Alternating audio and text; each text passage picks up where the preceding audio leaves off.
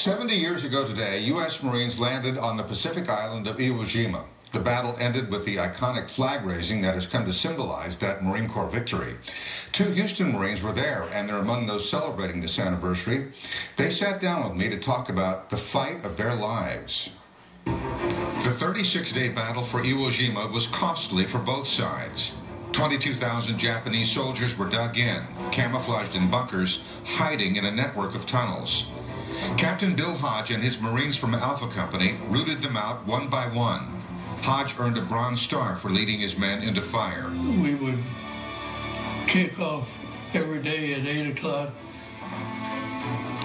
stay moving forward till 4 o'clock, secure our positions, shoot anything that moved.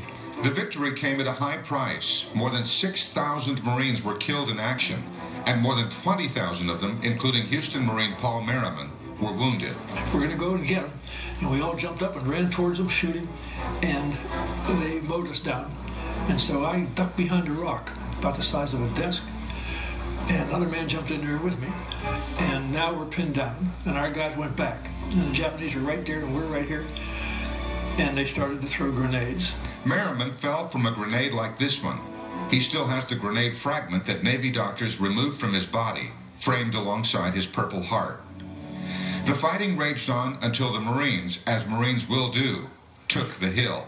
Somebody looked up and said, "Look, on the top of that mountain where all the shells were coming from, there's a flag, an American flag." It was so inspiring just to see that flag raised. Their war was a lifetime ago, but their sacrifice to them is as vivid today as it was 70 years ago. I never go to sleep at night, ever, and I don't pull the sheet up and get a little smile. Nobody's shooting at me. I'm so happy. Generations of Americans have never heard of the battle for Iwo Jima, never heard of men like Bill Hodge and Paul Merriman. But we all enjoy the freedoms these men earned for us during that ferocious battle that began 70 years ago today. And by the way, the official commemoration of the Battle for Iwo Jima is this Sunday, 2 o'clock in the afternoon on board the USS Texas at the San Jacinto Monument. Thanks for sharing their stories. I think it's so important to hear every veteran's story. They're unique, and yet they're all tied by the same thread. That's a beautiful thought. Yeah. Thank you. Yeah. Yeah, and we met them here in the studio. They were and their families. They were. Yeah, they're delightful, huh? Yeah, they really are. So great story. Thank you, Bill. Thank you. All right, this is a great sunset from Spring, Texas.